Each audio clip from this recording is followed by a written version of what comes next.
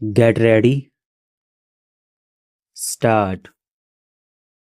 Sir, the budget has been variously described and criticized as one that increases the burden of the common man, one which gives concessions to the rich and encourages foreign investments. I agree, sir, that it is all these and much more, but it certainly is not a highwayman's budget. To my mind, sir, the budget is sincere, conscientious, and at the same time, it is a bold effort on the part of the finance minister who is charged with the heavy responsibility of finding resources for the third 5-year plan. This plan, to my mind, sir, is not at all ambitious in view of our needs. It may be looked upon as a rather heavy demand, but looking to our needs, it is not very ambitious. Sir, the fact that even the considerations of the coming general elections could not delect the finance minister from the course which seemed to him necessary and proper should earn him the appreciation of every right thinking man. The common man's interest, as I said, is nearer to our hearts than perhaps some others can claim, or at least it is equally nearer to us, and yet there come times in a nation's history when it becomes necessary for the people to postpone the fruits of their labor and enterprise to secure the future. Here also, sir, opinions may differ. According to the Communist Party, such a time came during the last Great War when they were exhorting people, the common people, to contribute their full might to the war effort.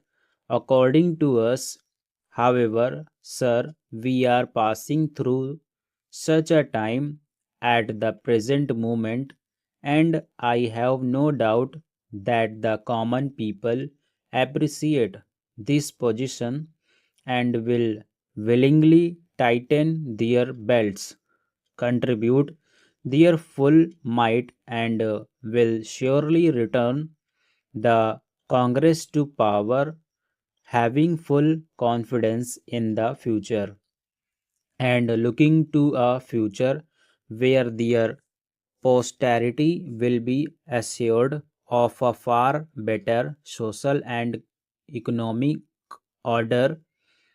Who, sir, does not sympathize with the difficulties of the common man? As a matter of fact, most of us come from that class, and I am sure that the finance minister would have liked to do away with some of the levies. None would have been happier if he could have done without these new levies, but there are, sir, certain very imperative limitations. We are passing through a critical period. Sir, it may not be necessary to continue these levies for a long time. Rather, I am inclined to think that before long it may be possible to give up some of them, at least I have very valid reasons to think so. Our public undertakings are coming to their own, and some of our important irrigation and power projects have just been completed. Some others are nearing completion, and in due course, I think in the very near future, they must yield returns. This will go a long way to lighten the burden of the common man. We might, sir, also resort to some other ways. I suggest that we might take to public trading in some specific items of export and import. That would also certainly go a long way and help us. The private corporate sector has been steadily growing and has been developing capacity. It is sure to benefit from all these present concessions and develop greater capacity. This sector must come forward to meet new demands for taxation in the future.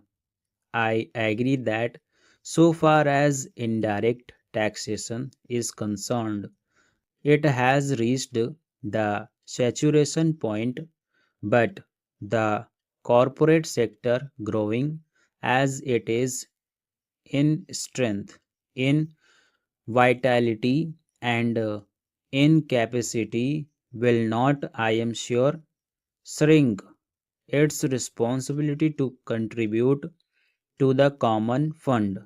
I wish, sir, the committee which had been appointed to go into where the additional national income had gone had entered upon its labors a bit earlier and had made its findings available to us.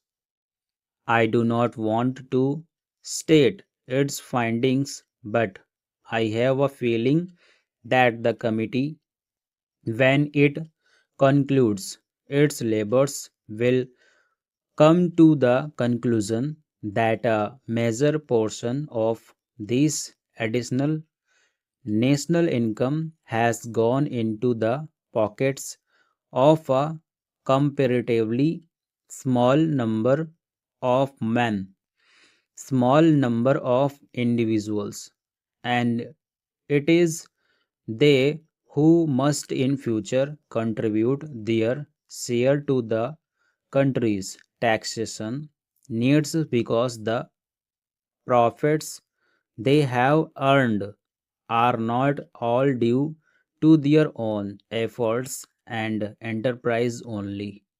To a very large measure, they are the result of the economic policies of the government, and due to certain other circumstances to which they did not contribute anything. Therefore, there is ample justification for the two taxes, the capital gains tax and the excess profits tax. I need not go in detail into all the reasons that my honorable friend has explained earlier so lucidly, but I must say that I entirely agree with them all. Having said this, I would like to say a few words about all locations which have been made to the various ministries in the budget. Stop.